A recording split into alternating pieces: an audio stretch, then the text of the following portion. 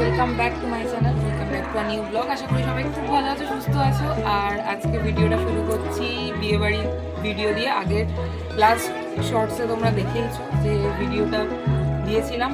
আমরা বিয়েবাড়িতে আসবো বলে প্যাকিং করেছি আর বেরিয়েছি আসার জন্য। তো আজকে হচ্ছে আইবুড়ো ভাত। তো আস্তে আস্তে ছোটো ছোটো ভিডিও করে তোমাদের সাথে শেয়ার করার চেষ্টা করব সম্পর্কে আমার মাসি। তো ওর আইব্রো ভাতের জন্যই ভিডিওটা স্টার্ট করছি, তোমরা দেখতে থাকো কেমন লাগে।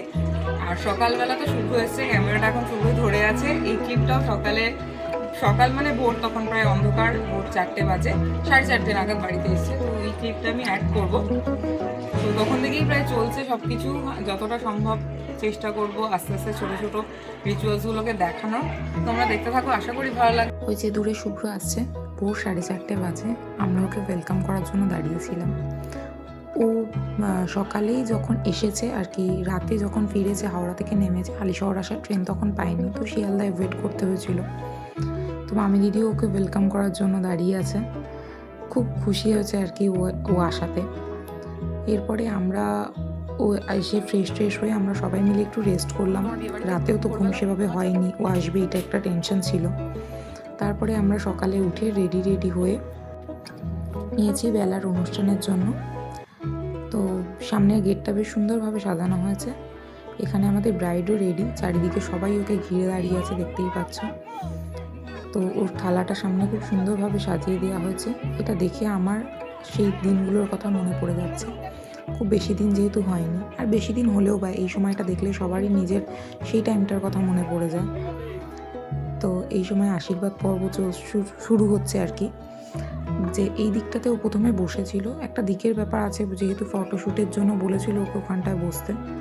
তো লাইটটা ভালো আসছে, বাট এই দিকে বসে ও খেতে পারবে না, সেই জন্য পরে আবার চেঞ্জ করে দেওয়া হয়েছে। এত নয়েজ হচ্ছিল যে আমি ভয়েস ওভার দিতে বাধ্য হচ্ছি, যে শাকুলু তো বাঙালি অনুষ্ঠানে থাকবেই, কিন্তু তার সাথে গানও বাজছিল, তো কপিরাইট হয়ে যাবে যদি আমি অন করি। সেই জন্য চেষ্টা করেছি যে টাইমগুলোতে গান বাজছে না সেই টাইমগুলোতে ভিডিওটা করার। ওকে খেতে বসারও টাইমের ব্যাপার ছিল, তো তার মধ্যে ওকে ওই জন্য আমি দিদি পায়েসটা খাইয়ে দিচ্ছে। এরপরে সবাই মিলে আবার আশীর্বাদ করে, যেহেতু অনেকে ছিল আশীর্বাদ করার, সবারটা তো ভিডিও নেওয়া সম্ভব না।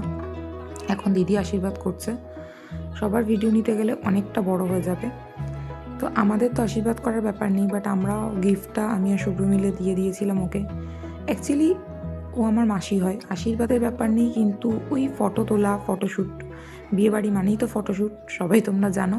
তো সেটার জন্যই ওই যার সময়টাতে গিফটটা দেওয়া। বেশ ভালোই লাগছিল, খুব এনজয় করেছি। আস্তে আস্তে পুরোটাই তোমাদের সাথে শেয়ার করব। এরপরও খাওয়া দাওয়া হয়ে গেলে আমরাও লাঞ্চ করতে বসে গেছিলাম। এরপরে সন্ধেবেলা আমার মামার বাড়ির দিকে আনন্দনাড়ুর অনুষ্ঠান থাকে, হয়তো তোমাদের অনেকেরই আছে বাড়িতে, তো সেটা আমি নেক্সট ভিডিওতে শেয়ার করব। এই এখন লাঞ্চের মেনুতে আমাদের ছিল, আমি, শুভ্র, মামি দিদি আর মা বসেছিলাম। অনেক দিদি আগেই খেয়ে নিয়েছিল, যেহেতু অনেকটা বিকেল হয়ে গেছে। তো ফার্স্টে ছিল তোপসে ফ্রাই, ওটা খেতে সত্যি খুব সুন্দর হয়েছিল। তারপরে পড়লো ডাল, বেগুনি, এঁচোড় চিংড়িটা খেতে সত্যিই খুব সুন্দর হয়েছিল। কাতলা মাছ, পাবদা মাছ, চাটনি, পাঁপড়, রসগোল্লা আর সন্দেশ, আর শেষে ছিল পান। তো এরপরে আমরা রাতের অনুষ্ঠানের জন্য প্রিপেয়ার হচ্ছি। তোমাদের কেমন লাগলো এই ভিডিওটা জানিও, ভালো লাগলে লাইক করে দিও।